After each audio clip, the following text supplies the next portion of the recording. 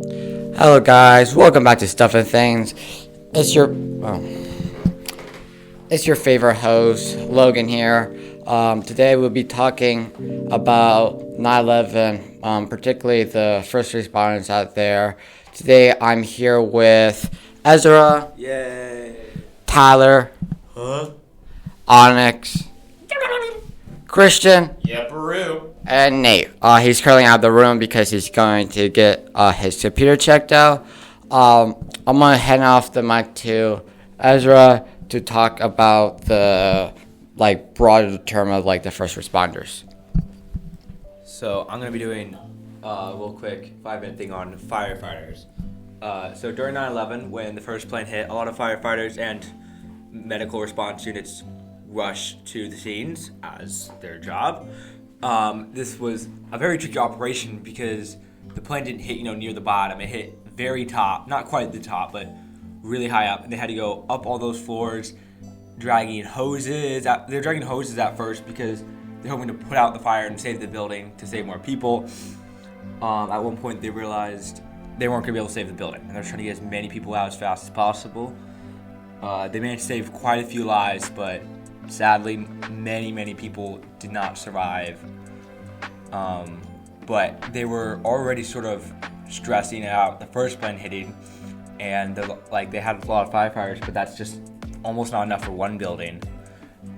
When the second tower got hit, they had to divide their forces, and that was ridiculously hard because you're trying to communicate with hundreds of firefighters while two giant buildings are on fire. It's quite a miracle that how many people were saved. It's an awful tragedy that the towers were hit in the first place, but firefighters were very brave, went up, and then after everybody was evacuated from the buildings, or everybody that could be evacuated, there was a giant effort to get everybody out of the area. They didn't just want them out of the towers, they want them out of New York entirely. I believe there was just general people using boats to get them out of the city, everything they could, firefighters, moving people, ambulances. There's a huge backlog of traffic, because sort of I would imagine when people find out there's a hurricane, there's all that traffic trying to get out. That's sort of how I imagined with the pictures that I've seen of people trying to get out, firefighters trying to come in. It was a huge mess, and the firefighters did such a good job trying to save people. It's quite miraculous about what they did. A lot of them gave up their lives too. They gave up a lot of things. They went in with no hesitation. I read the story about how one firefighter, he wasn't a firefighter yet, but he worked in the kitchens at one of the firehouses, and he saw the first tower got hit, and he was sort of still making, he was cleaning up from breakfast. And when the second tower hit, he stopped his work and ran to do whatever he could. That was not the only instance of people doing this, but it wasn't just firefighters. It was normal people as well, just doing whatever they could to save people. It's quite tragic, but also, when you think about it, it's something that we should remember, and also quite heroic. They didn't think twice. They ran straight into a burning building tower to save as many people as they could. I just think that is something that should never be forgotten, and that we should remember forever. I'm going to segue, and Tyler's going to talk about something that happened after the towers fell. Well, what I'm going to be talking about is, you see, when you think of 9/11, the site, you don't really think about any other, creatures being there, pets or anything. You think of just, normal people and, rescuers. Well, I'm going to be talking about the dogs that were also there helping, because they were actually a massive part of this. They found the last person alive in the barrier, in the Twin Towers. It was very tragic, because actually these dogs weren't just here for rescuing people. They were here to find the dead remains of people also in the rubble. They were also there to comfort all of the people there helping. It's kind of just sad to think about. Like, they didn't really find that many people that were alive. They just mainly found dead bodies, and the dogs actually got depressed from this, just as the people did. And so they had to, firefighters had to bury themselves in the rubble just so the dogs could find them and be happy again.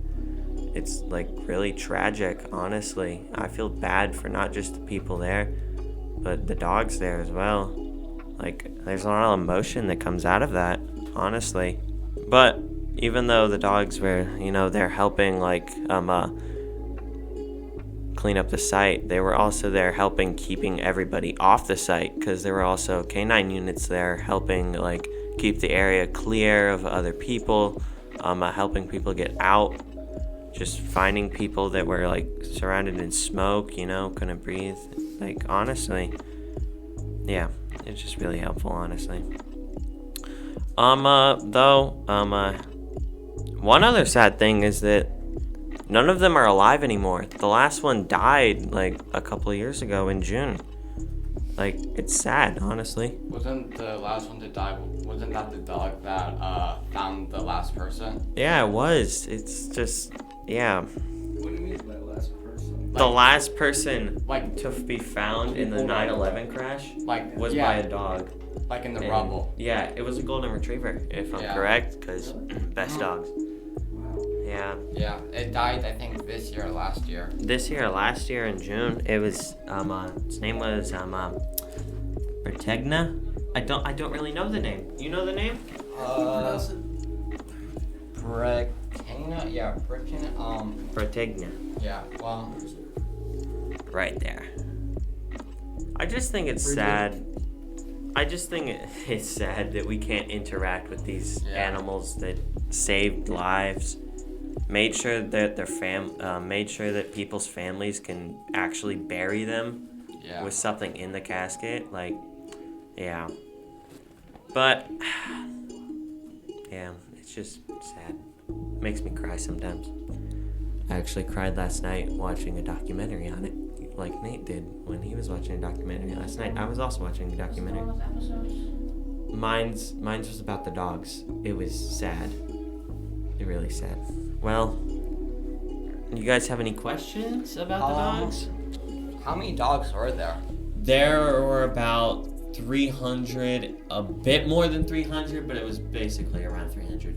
Okay. What kind of dogs were there? Were there just rescue dogs? Were there cadaver dogs? Rescue dogs, cadaver dogs, comfort dogs. There might have been just normal dogs looking for their owners. I don't know. It's just, yeah. Did the police bring their canine unit out? I think so, because I think they used them to clear the area and also help possibly with the cleanup of finding everything, because that's what they're trained for. Right, to find people. Yeah. But the species of dogs that were mainly there were mainly just golden retrievers, Labradors. Yeah, there were some Labradors.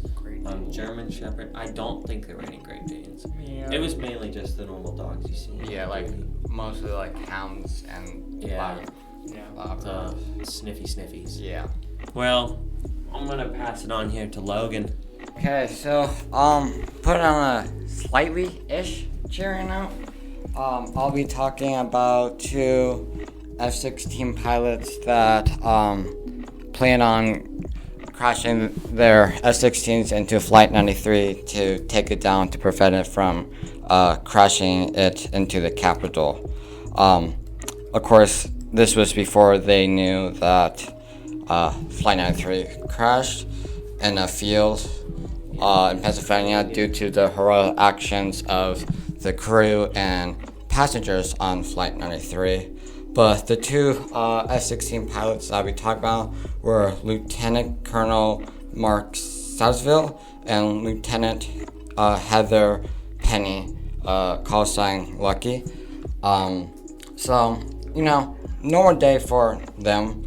They were probably just driving to work, to base in their flight suit. They were stationed out of the National Air Guard base at Andrews Air Force Base. Heather heard about when the first plane hit.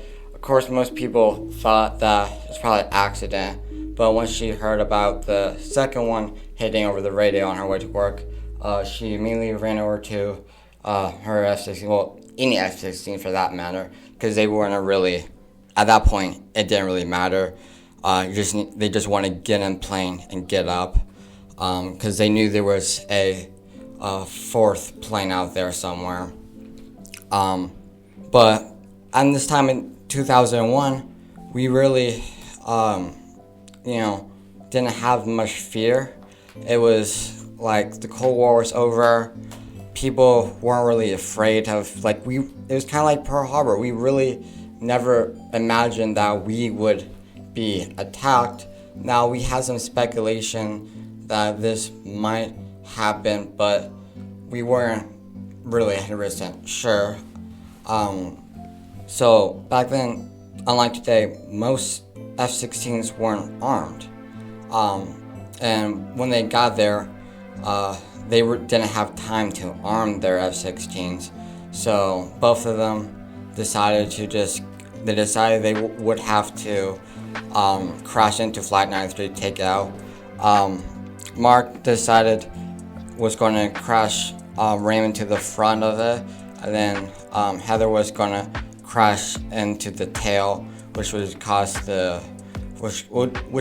Flight 93 due to aerodynamics to just dive and crash into the ground. Of course, they did realize that they would lose their lives, but they plan on doing it anyways. My big takeaway from this is that personally, I found this very heroic. That not only they realized they were willing to sacrifice their lives, and they knew they wouldn't be able to survive this, but also this affected Mark so much to the point when he became Lieutenant General of the National Guard, a 3-star general. He played a heavy role in making sure that this stuff would never happen again, to make sure the Air National Guard was always ready. Most F-16 pilots, according to Mark that day that he talked to, and he himself felt like they failed that day, because because the Air National Guard, they felt like that was their job to stop something like that happen. But nobody was prepared for that day. So yeah, I'll be passing off to Onyx now. Hello, everybody.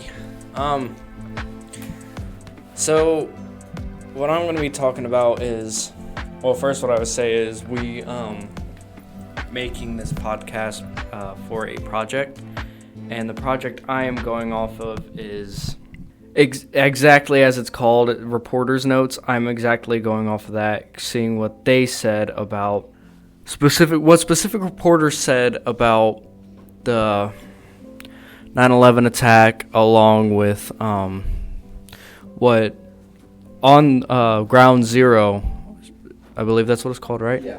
Ground Zero reporters were doing while wandering around trying to figure out, because at the time there was an election going on, and there had been reporters, almost everywhere, trying to talk to the mayor, I believe.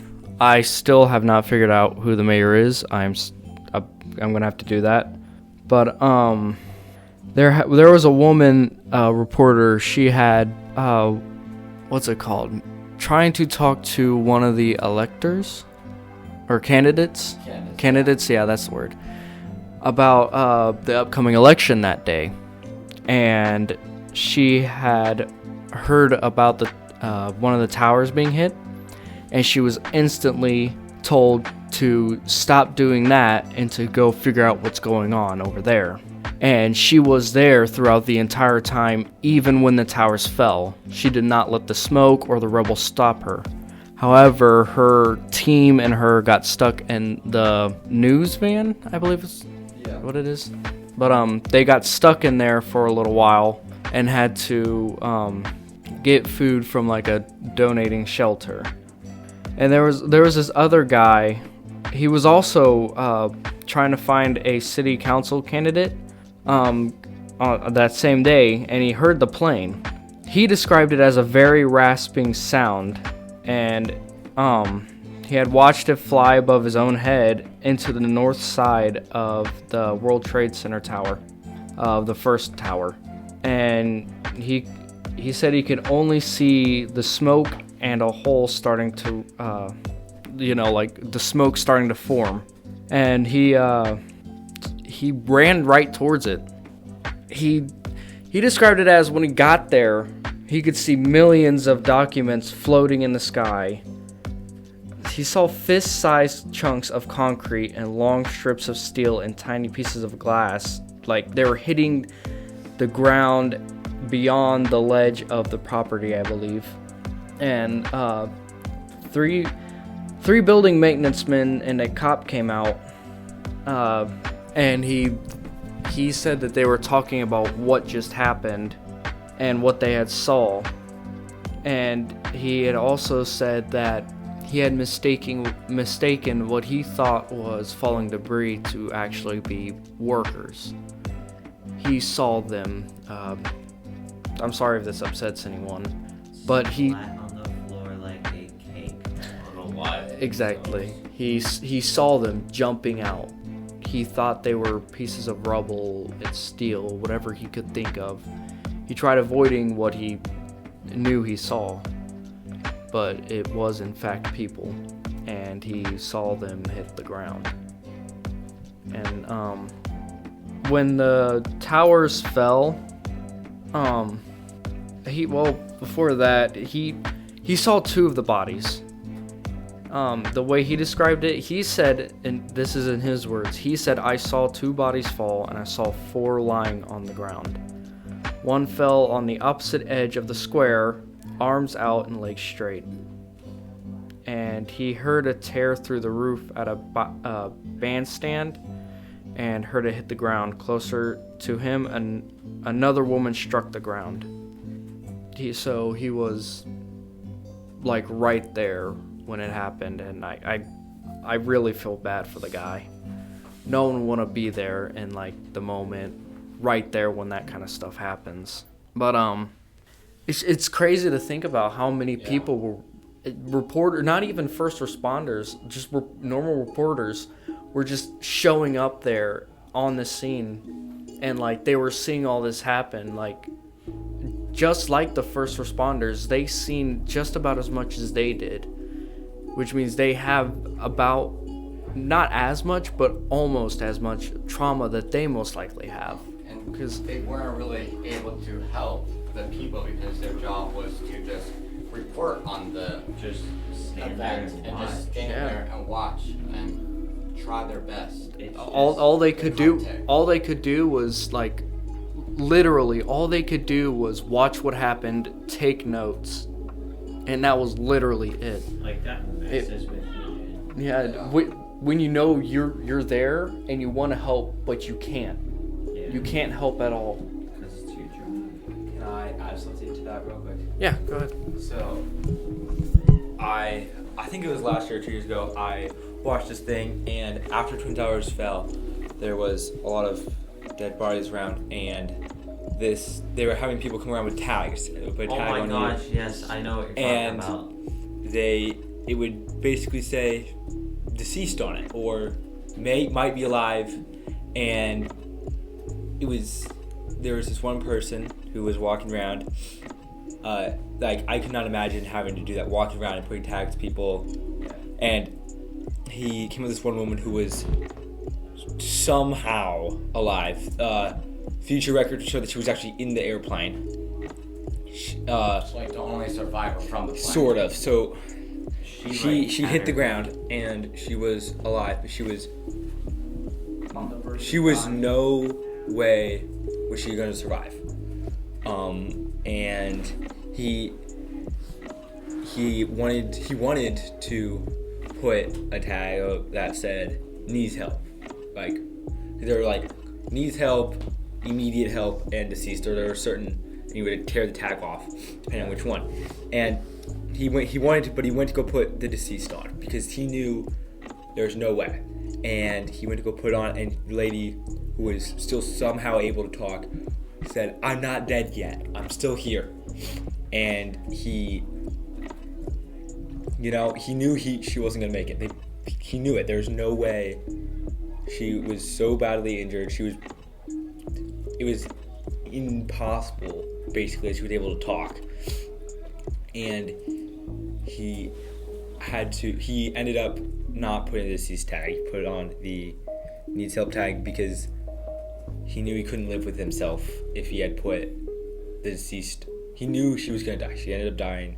He knew it, but he ended up putting the other tag on because he couldn't live with that. He said he still can remember the screams of her as he was forced to walk away to go help other people, knowing that she wasn't going to make it.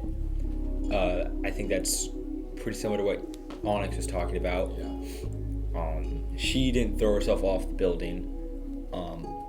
She was in the plane. Propelled out. But yeah, people were throwing themselves off the building. I think because they thought that was the only way they were going to get down. I'm not exactly sure. They didn't want to die. They threw themselves out of the building not because that was the only way out, but it's because they knew that they weren't going to make it. They knew they were going to live. Yeah. Also, most people probably from our life threw themselves out of the building because they were like trapped by the fire, and they felt like that would be a much quicker and painless death than having to burn alive. Yeah. That's what I was almost trying to say. Basically, yeah. They had. It's not that they had exactly. It's not that they knew they weren't gonna make it, but like Logan said, they had no other way out. Yeah. Like they couldn't leave. Fire was everywhere. They didn't have any way of getting out, and also, like he said, and what I said, that was the only way to go. Because, as we all can imagine, being burned alive is not really probably the best feeling ever, really. Yeah. But, they really wanted to go. They wanted to go quickly, and I'm sorry for saying this, but they wanted to go quickly. They didn't want to stand that pain, and knowing that, I mean, there was possibly a way out, but they wouldn't make it to the bottom floors in time.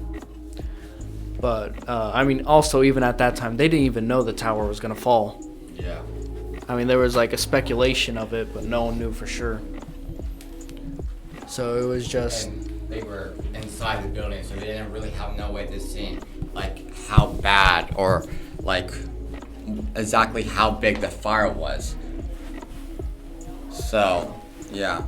I'm going to hand off to Christian now. He'll be talking about the mastermind, the person who planned this whole event. Teach us. So yeah, Osama bin Laden.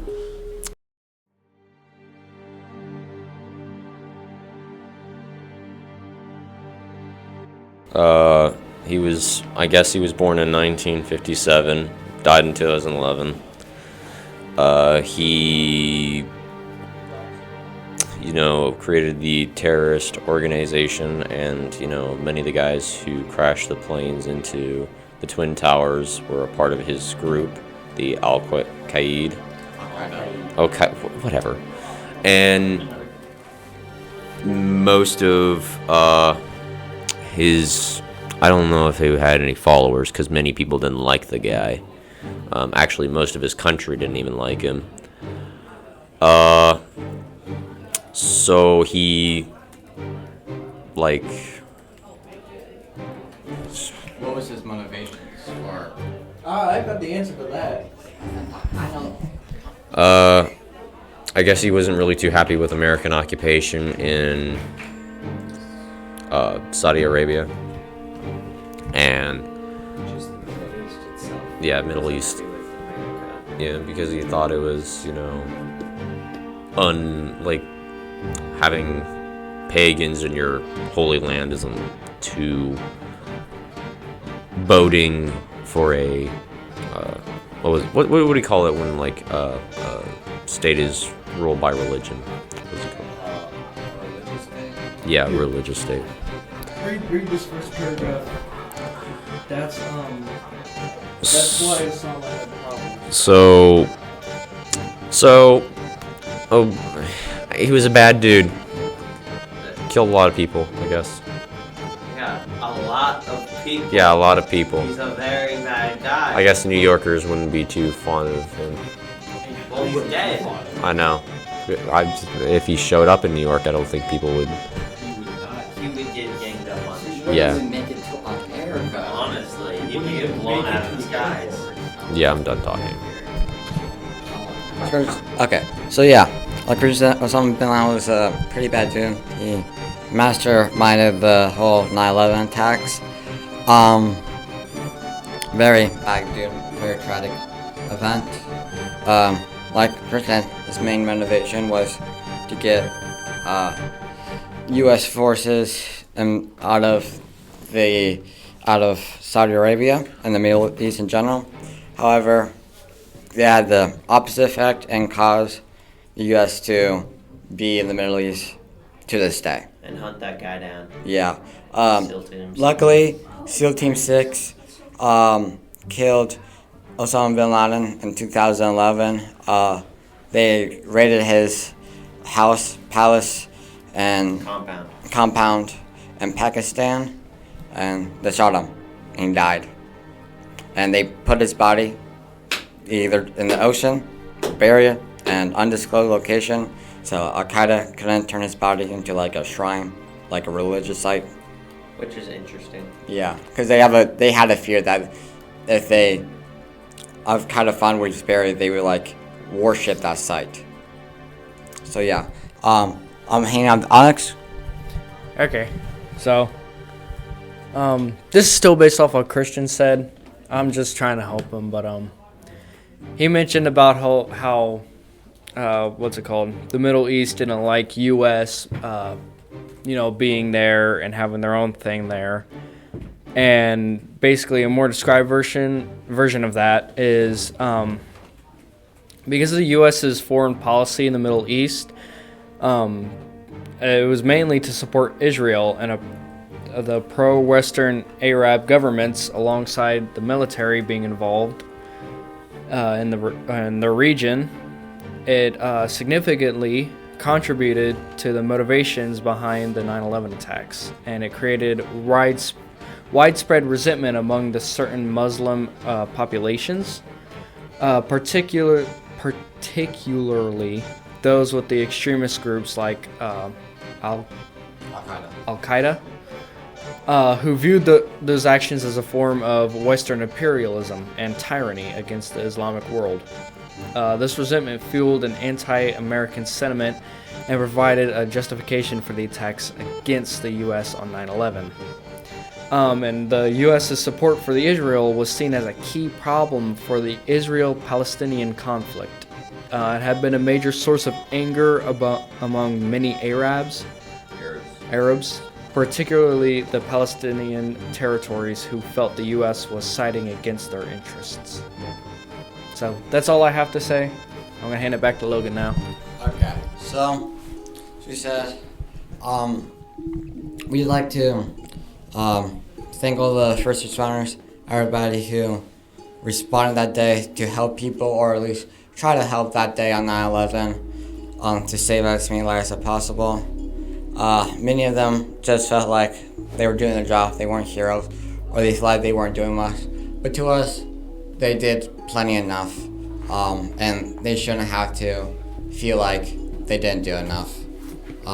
So we like here at the Stuff and Things studio, like to thank all first responders who responded that day and anybody else who helped. We also like to thank all responders and veterans, just in general, for their help and service and protecting us day to day. So yeah, that's everything I got to say. I gotta head off to a meeting about careers and stuff. Oh, also, we apologize for not posting this out yesterday. That During was 9/11. during 9/11. That was the original plan, but we had gotten busy. It'll be coming out tomorrow, Friday. Yeah. Yeah, it should be coming out either on Friday or Or Monday. or sometime this week or next week. It should be coming out very soon. By the time you guys see this, you know, it won't be that big deal. But we are recording this on Thursday, the 12th. So yeah. Anyways, unless anybody else here have anything else to say. Just have a good day. Thank the people that were there. Muffins are good. Muffins are good. Just all in all, it was a big time for us to realize that us as a whole country needed to step up, and that's exactly what we did. And we need to. What was that for, Christian? Step up. Well, Well, all right. Anyway, so it was just a big thing for us, and it really opened our eyes that we needed to we needed to do better than what we originally were, and that we need to protect our citizens here in America. So just make sure you say thank you to people in the military, 9/11 first responders, any first responders for everything that they do, because they were everything when we needed it on 9/11, and they sadly still don't feel like they did enough, Yeah, which they- they shouldn't have to feel. yeah, that's the saddest part. Yeah. Because of that, it caused them to have depression and self-regret, and Me and them to this day still have mental health issues. yes, make sure you thank them and tell them they did enough and that they were enough. Well, They really were. let's say goodbye. Alright, bye guys. This was a very emotional episode for us. So, see y'all later. We should also having another short video. You'll be seeing either on Friday or later this week of time of recording. Might be next week. See you guys. Have a great day. Bye. Bye.